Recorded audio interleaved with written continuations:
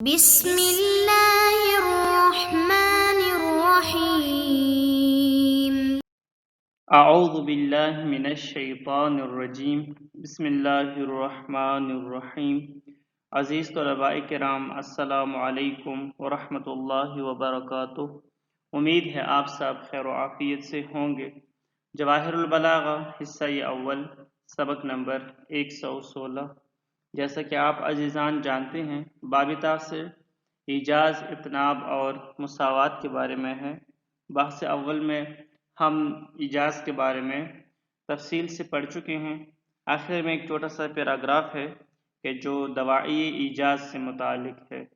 دواعی ایجاز یعنی وہ کون کون سے اسباب ہیں کہ جن کی وجہ سے متکلم اپنا ما فی الضمیر کلام کی مختلف صورتوں میں سے مخاطب تک پہنچانے کے لیے ایجاز کی صورت اختیار کر لیتا ہے اور ایجاز کا انتخاب کرتا ہے۔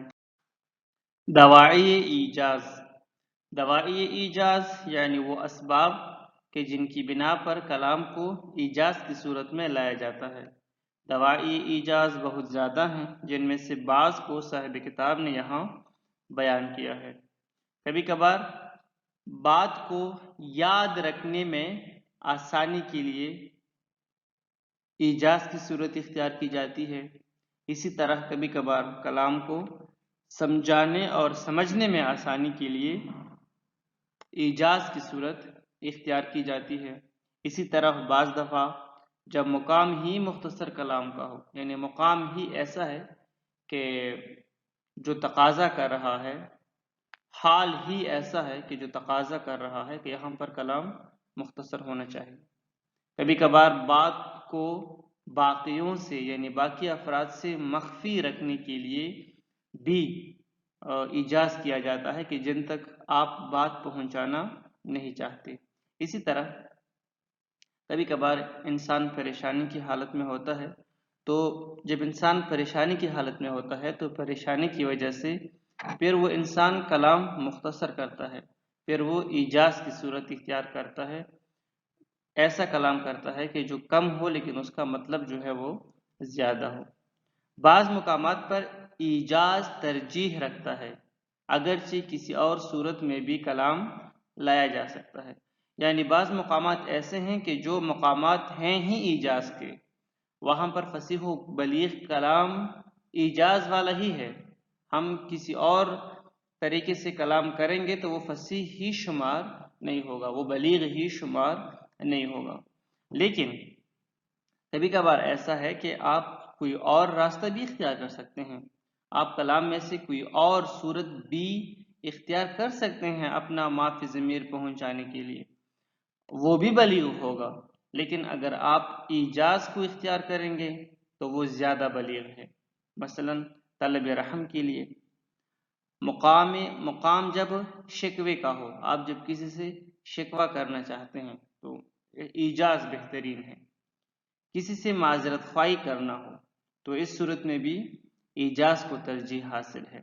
تعزیت کے لیے، اور جب انسان کسی کو تعزیت کرتا ہے تو زیادہ کسی سنانے کی ضرورت نہیں ہے، ایجاز مطلب کلام کم ہو اور مطالب اس کے ذریعے سے زیادہ پہنچایا جائے۔ اسی طرح کسی کو سزا دینی ہو تو جب کسی کو سزا دینی ہو تو پھر بھی زیادہ وضاحتوں کی ضرورت نہیں ہے، کلام کم ہو جس کے مطالب جو ہے وہ زیادہ ہوں۔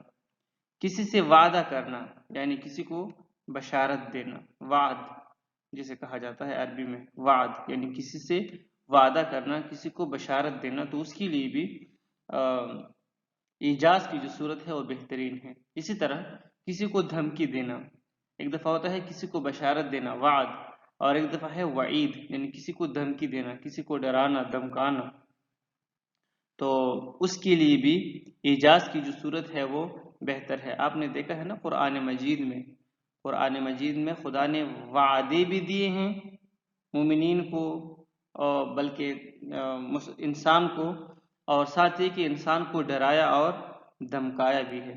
وعد و وعید میں ایک بنیادی فرق یہ ہے، ویسے اس سے مربوط تو نہیں ہے لیکن ویسے بتا دیتا ہوں کہ وعد کا پورا کرنا لازمی ہوتا ہے لیکن وعید کا پورا کرنا لازمی نہیں ہوتا۔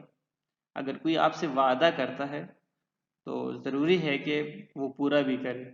مثلا خداوند تبارک و تعالیٰ نے مومنین سے وعدے کیے ہوئے ہیں، مسلمانوں سے وعدے کیے ہیں کہ مثلا مومنین کے لیے اس طرح کے نعمات ہوں گے، تو ان وعدوں کا پورا کرنا لازمی بھی ہے۔ لیکن خداوند تبارک و تعالیٰ نے انسان کو بہت ساری دھمکیاں بھی دی ہیں قرآن مجید میں۔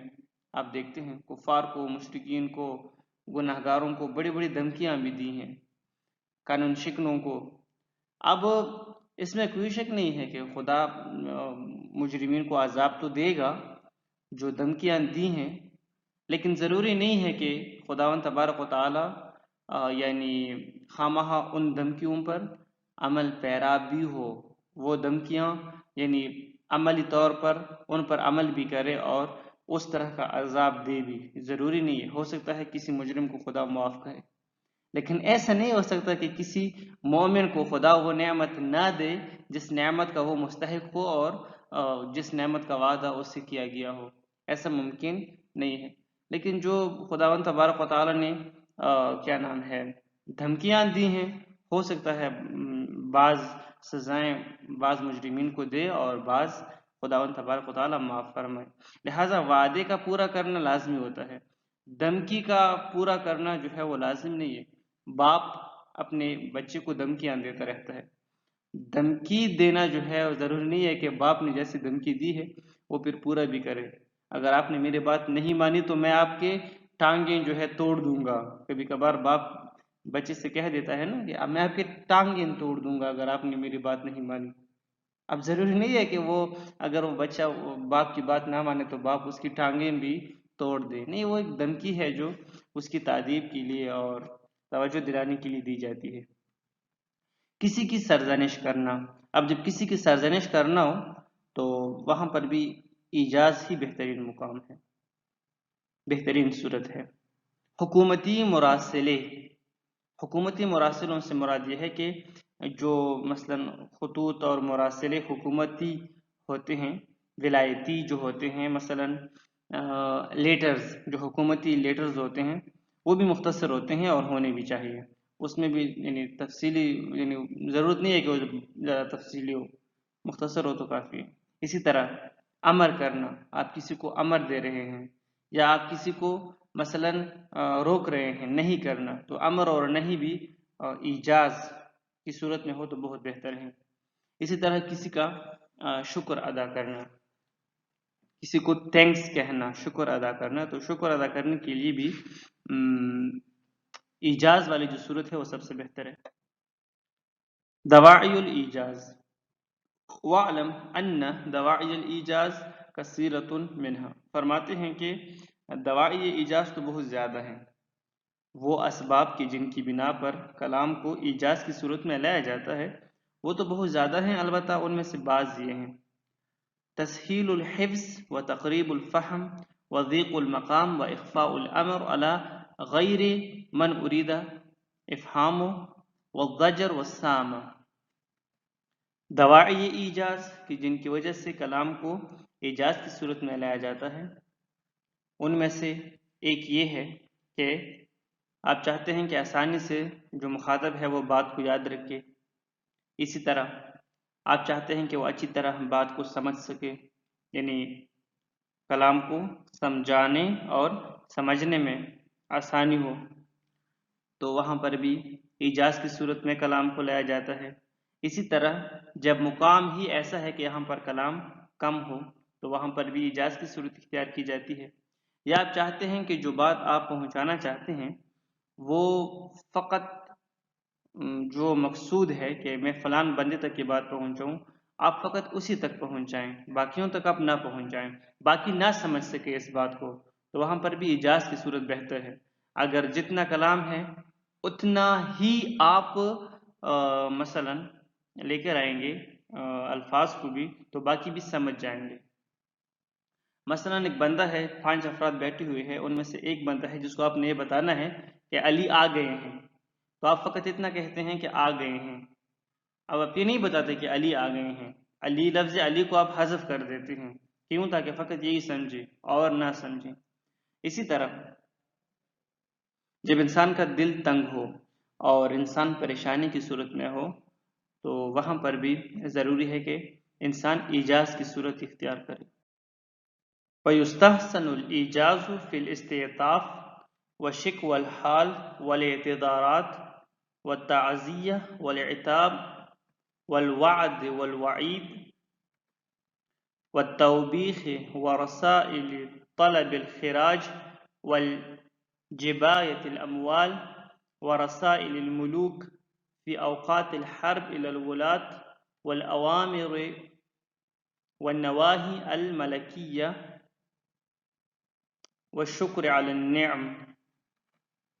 اسی طرح بعض مقامات پر ایجاز ترجیح رکھتا ہے، ایجاز اچھا ہے، اگر ایجاز کیا جائے تو زیادہ اچھا ہے۔ آپ کلام کی کوئی اور صورت بھی لے کر آ سکتے ہیں، کوئی ممانعت نہیں ہے، ہو سکتا ہے وہاں پر اتناب بھی درست ہو، بلیغ ہو، اسی طرح ہو سکتا ہے کہ وہاں پر مساوات بھی درست ہو، بلیغ ہو، لیکن اگر آپ ایجاز کو لائیں گے تو بلاغت میں اور بھی اضافہ ہوگا، زیادہ بہتر ہے۔ مثلا اگر استعطاف کی صورت ہے، طلب رحم کی صورت ہے، آپ شکوہ کرنا چاہتے ہیں، شکوے کا مقام ہے، یا مثلا معذرت خواہی کا مقام ہے، یا اس طرح تعزیت کا مقام ہے، یا مثلا عتاب کسی کو سزا دینے کا مقام ہے، وعد کا مقام ہے، وعید کا مقام ہے۔ وعد یعنی کسی کو وعدہ دینا، کسی کو بشارت دینا، وعید یعنی کسی کو دھمکی دینا، یا اس طرح مثلا توبیخ کسی کی سرزنش کرنا۔ تو ان تمام مقامات پر کچھ اور بھی ہیں آگے، مثلا حکومتی جو مراسلے ہوتے ہیں جس طرح کے ٹیکس، رسائل طلب خراج، یعنی یہ سب حکومتی مراسلوں کی بات کی ہے، یہ سب حکومتی مراسلے ہیں نا، تو اس لیے ہم نے اختصار کے لیے حکومتی مراسلہ لکھ کر ان سب کی وضاحت کی ہے۔ خلاصے میں مثلا ٹیکس کے لیے جو لیٹر بھیجا جاتا ہے، یا مثلا اموال کی جمع کرنے کے لیے ٹیکس کے علاوہ ایک ہے خراج۔ خراج یعنی وہ ٹیکس کی جو زمینوں پر لگایا جاتا ہے حکومت کی طرف سے، اس کے علاوہ جو ٹیکس ہوتا ہے اس کے لیے جو لیٹر بھیجا جاتا ہے حکومت کی طرف سے، جو مراسلہ ہوتا ہے، وہ ایجاز کی صورت میں ہو تو بہتر ہے۔ یا مثلا اگر جو بادشاہ ہوتے ہیں وہ جنگ کے مقام، جنگ کی حالات میں اپنے جو ان کے سپہ سالار ہوتے ہیں، اپنے جو والی ہوتے ہیں اس بادشاہ کے، ان کو جو وہ مراسلہ بیچتا ہے، لیٹر بیچتا ہے، ایک پیغام بیچتا ہے، تو وہ ایجاز کی صورت میں ہو تو زیادہ بہتر ہے۔ یا وہ جو شاہی اوامر و نواہی ہوتے ہیں وہ بھی ایجاز کی صورت میں ہو تو بہتر ہیں۔ البتہ امر اور نہیں شاہی ہو یا غیر شاہی ہو، دونوں ایجاز کی صورت میں ہو تو بہتر ہے۔ اسی طرح آپ چاہتے ہیں کہ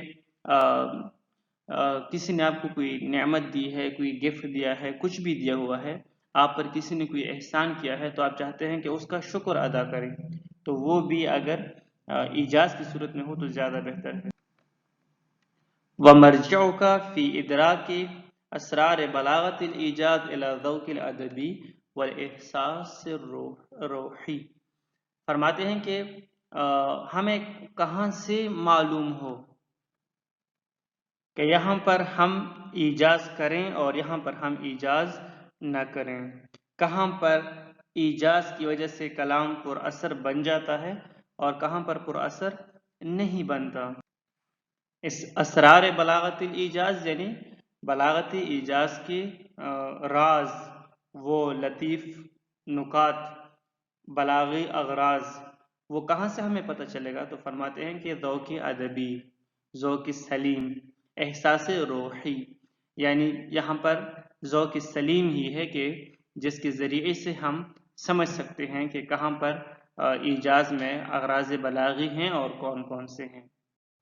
والسلام علیکم ورحمۃ اللہ وبرکاتہ۔